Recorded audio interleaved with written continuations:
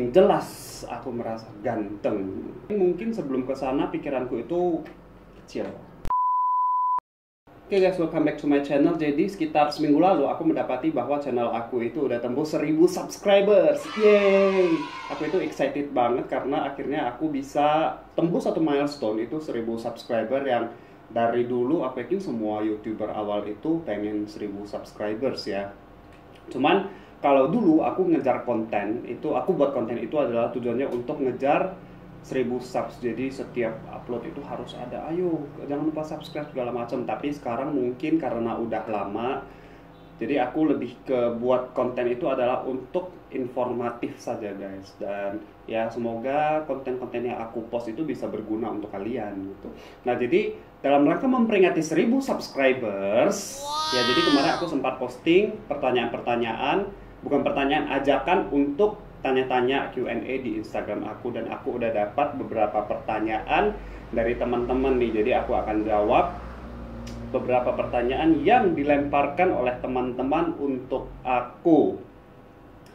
Mulai dari Ricardo Oliver, joget di tengah jalan. Habis lewat pandemi ya mungkin ya. Terus Linda, hey kapan video baru keluar lagi? Harusnya pas kamu nonton video ini adalah video terbaru aku yang aku record di Indonesia. Terus ada lagi dari Silent Noverako, tolong referensi buku atau kamus Mandarin bisnis yang banyak istilah-istilah Qingmao. Karena jujur, karena aku sendiri nggak terlalu ke Qingmao Hanyu ya, tapi nanti aku coba tanyakan kepada teman aku, mungkin si Gaby. Nanti aku akan taruh bukunya di kolom deskripsi di bawah. Oke? Sip. Dari Fanny Angelina, kok ada tips apa aja biar lolos beasiswa kuliah di Cina? Lulus beasiswa ini adalah hal yang sangat, sebenarnya menurut aku sih untung-untungan juga ya. Karena menurut aku pribadi, aku itu sangat beruntung bisa lulus. Tapi tentu saja tidak mendiskreditkan apa persiapan aku itu di depan. Jadi aku itu kemarin pas lagi podcastan bareng anak PPI Tiongkok itu, aku ada menyinggung tentang 3 hal yang sebenarnya perlu dipersiapkan oleh seorang yang mau ngejar beasiswa. Yang pertama itu adalah nilai HSK kamu itu harus bagus, HSK dan HSKK. Yang kedua adalah nilai akademis kamu, baik rapor atau nilai S1 di paper, hasil SKS berapa SKS nilainya itu juga harus bagus. Dan yang ketiga adalah bagaimana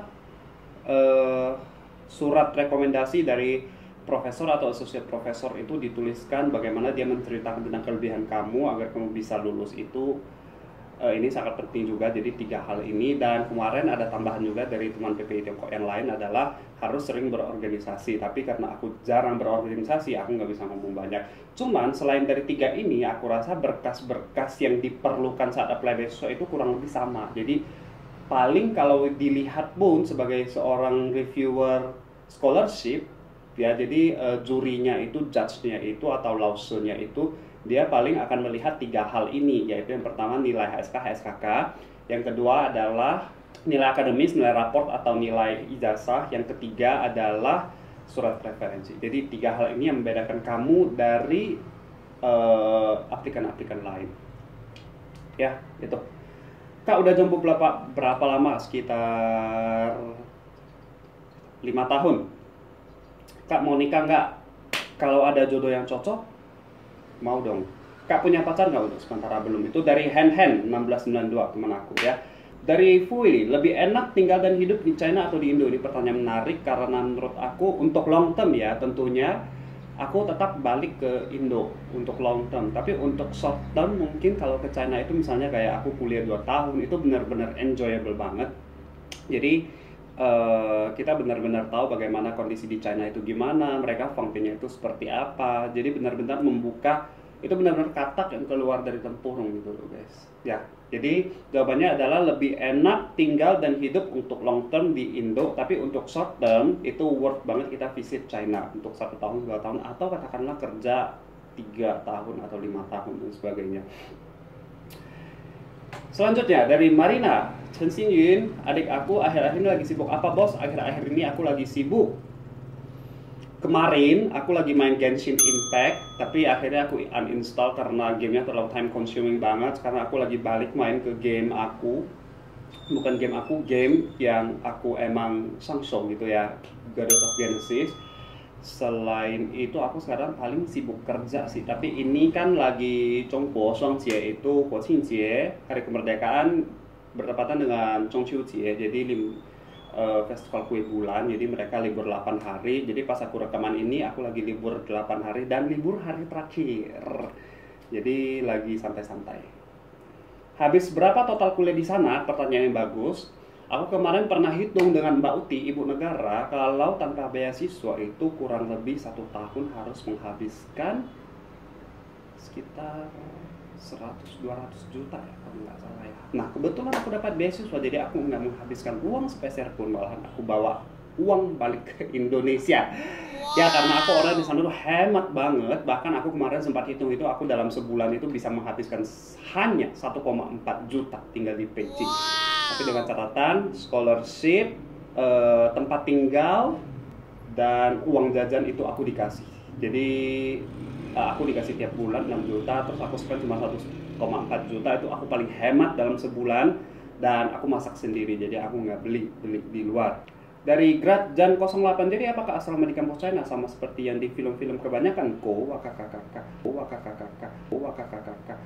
Aku nggak tahu yang kamu maksud dengan film-film itu film seperti apa, tapi yang jelas adalah asrama di China itu aku juga ada buat satu video khusus di Peking University International Student, asramanya seperti apa. Jadi itu satu asrama untuk master dan S1, itu satu kamar 2 orang, itu untuk beasiswa ya. Untuk S3 seperti Mbak Uti itu satu kamarnya 1 orang.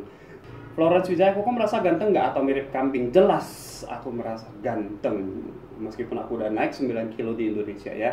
Tinggi dan berat badan dari Florence Wijaya, kenapa harus bocor ya?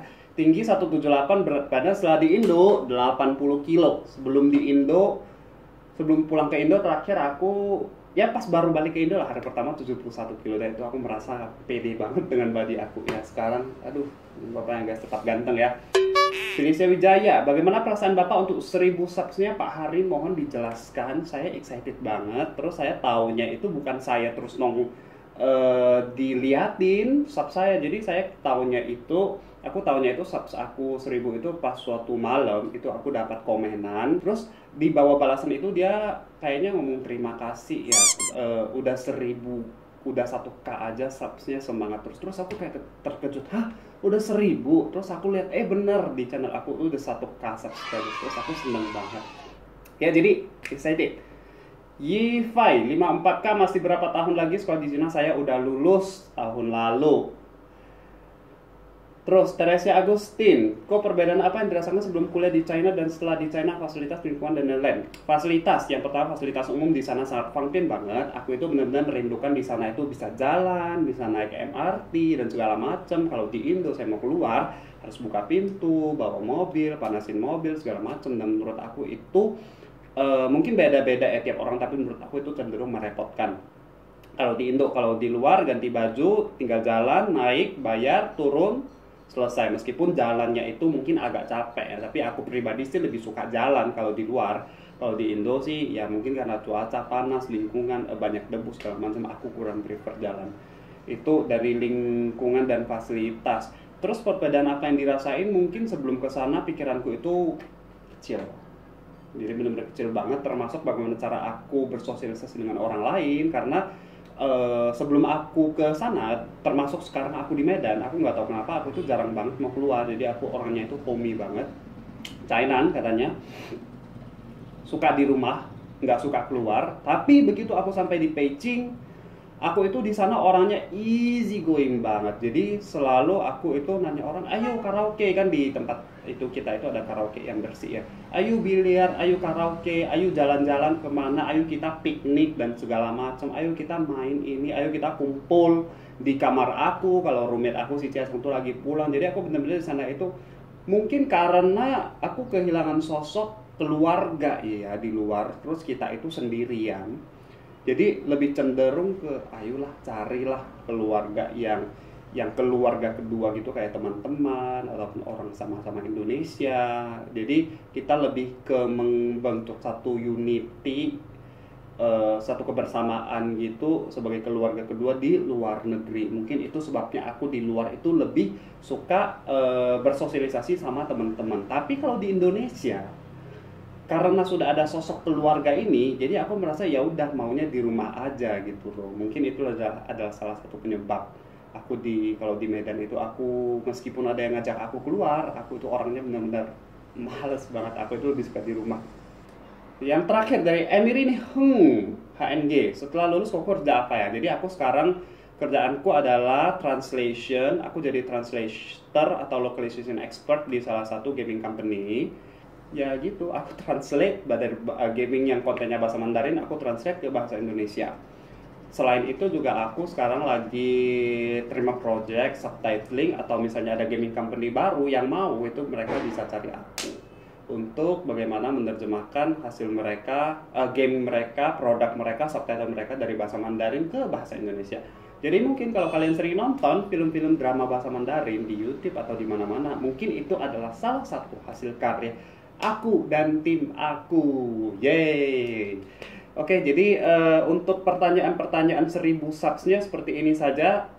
Sekali lagi aku terima kasih pada kalian semua, kepada para subscriber yang udah dukung aku dari awal sampai akhir, kurang lebih 1,5 tahun hingga tercapai 1000 subs. Jadi benar-benar terima kasih buat kalian semua, dan semoga video-video yang aku akan upload di masa mendatang itu tetap akan bisa berguna dan bermanfaat bagi kalian semua. Kalau kalian ada kritik dan saran silahkan komen di bawah, atau kalian ada mau request aku mau ngomong tentang topik apa di China, pendapat aku gimana, itu juga boleh, silahkan, welcome untuk tulis komen di bawah saja. Jangan lupa like, subscribe, komen, dan share video ini kalau kalian merasa video ini berguna. Oke, guys, see you di video selanjutnya. Bye.